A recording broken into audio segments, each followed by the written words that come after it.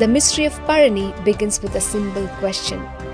Why would the Lord of the universe renounce everything and choose to stand alone upon a hill? Deity here is Dandayudapani Swami, Muruga as the youthful ascetic. Unlike the royal warrior of Tiruchendur, Shiva awarded the fruit to Ganesha.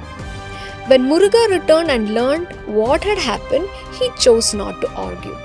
Many pilgrims experience a profound sense of surrender and inner clarity. Arohara. Arohara. Can a son become the guru of his own father? At Swamimalai, true wisdom begins when humility replaces ego. The greatest teacher is not the one who knows the most, but the one who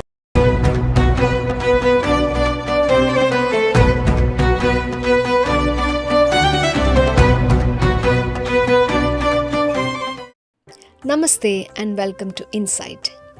In our previous episode, we journeyed through Thiruparakundram, the abode of divine union, and Tiruchendur, the abode of divine victory. Today, our sacred pilgrimage continues as we visit the 3rd and 4th Arubadai Veedu, Palani and Swamimalai.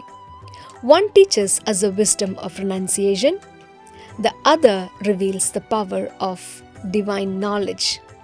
Let us begin our journey. Palani, the sacred abode of wisdom through renunciation. High upon a hill in the heart of Tamil Nadu stands a temple that has inspired saints, sages and seekers for centuries. Yet the mystery of Palani begins with a simple question.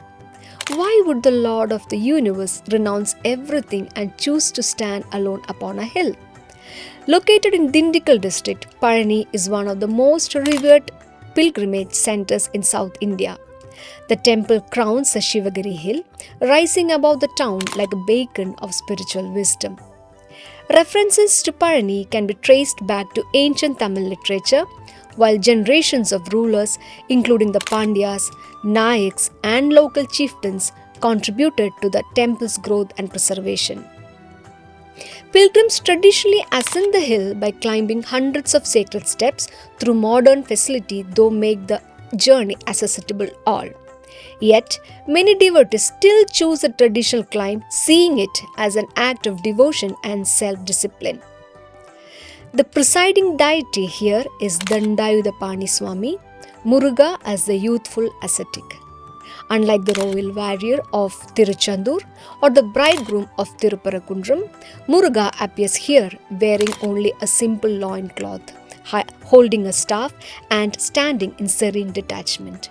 Why? The answer lies in one of the most beloved stories in Hindu tradition. According to legend, Saint Narada presented a divine fruit of wisdom to Lord Shiva and Goddess Parvati. The fruit could not be divided and was to be awarded to either Muruga or Ganesha. The challenge was simple. Whoever circled the world and returned first would receive the fruit.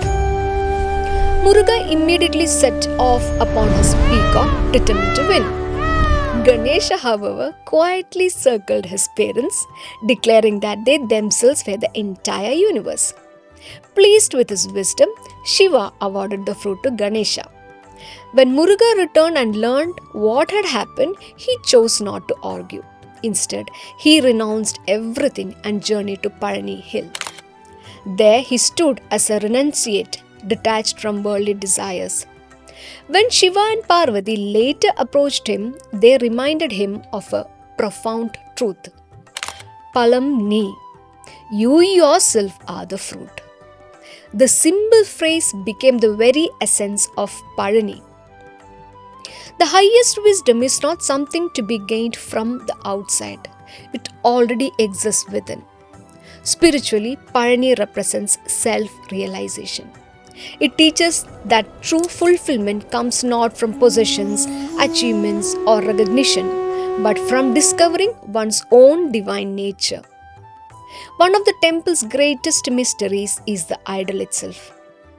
Tradition holds that the image of Dandayudapani was fashioned by Siddhar Bogar using Navapashanam, a rare combination of medicinal substances believed to possess extraordinary spiritual and healing properties. Even today, the Navapashanam idol remains a subject of fascination among devotees, historians, and researchers alike. Palani comes alive during festivals such as Thaipuyam and Panguni Udaram, when millions of devotees undertake pilgrimages, carry kavadi, and offer prayers in gratitude and devotion. As a chant of Arohara echoes across the hill and the cool breeze sweeps through the temple corridors, many pilgrims experience a profound sense of surrender and inner clarity. Arohara. Arohara. Devotees visit Palani seeking wisdom, spiritual growth, success in education, freedom from negative habits, and inner peace. The wisdom of Palani, what we seek outside ourselves often already exists within. True wisdom begins when we discover the divinity hidden in our own hearts. Now, Swamimalai, the sacred abode of divine knowledge. From the hill of renunciation, our journey now takes us to a place where one of the most extraordinary events in Hindu spirituality is believed to have occurred. Can a son become the guru of his own father? At Swamimalai, the answer is yes. Located near Kumbakonam in Tamil Nadu, Swamimalai is a fourth Arubadai Veedu and one of the most revered centers of Muruga worship.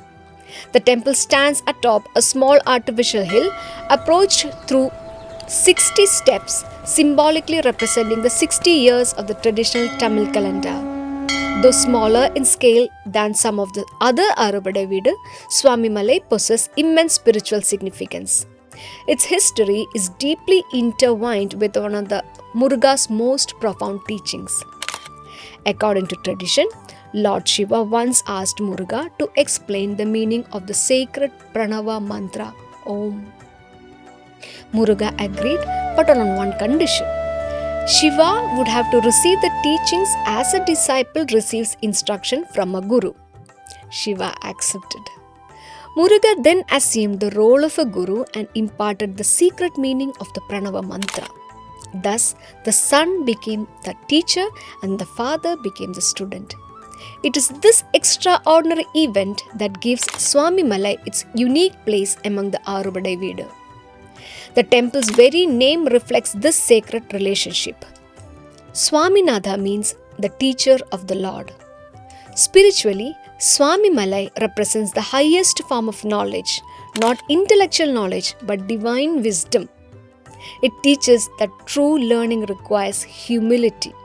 No matter how great one's status or accomplishments may be, the seeker must remain open to receiving wisdom.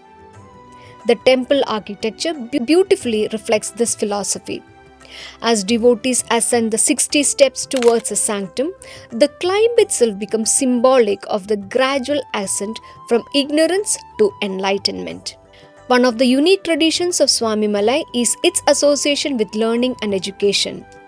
Parents often bring their children here to seek blessings for academic success, wisdom, and intellectual growth. The temple is particularly vibrant during festivities such as Skanda Shashti and Thaipuyam, when thousands gather to celebrate Muruga's role as a divine guru. As temple bells ring through the air and lamps illuminate the sanctum, devotees often experience a deep sense of reverence and humility. For in Swamimalai, knowledge is not merely acquired, it is received as grace. So the wisdom of Swamimalai. True wisdom begins when humility replaces ego. The greatest teacher is not the one who knows the most, but the one who reveals the truth that already exists within us. Today, our journey has taken us from the sacred hill of Palani, where Muruga revealed the wisdom of renunciation, to Swamimalai, where he became the divine guru and taught the highest wisdom. Yet, our pilgrimage is not complete. Ahead lie the final two Arubadai Veedu, Tirutani and Paramudir Cholai. One reveals a peace that follows victory, The other celebrates the fullness of wisdom, devotion, and divine grace. What secret awaits us there? Join us in our next episode as we continue a sacred journey through the 6 divine abodes of Lord Muruga. Until then, may Muruga's veil guide your path, illuminate your mind, and strengthen your spirit, and lead you ever closer to the light. Namaste.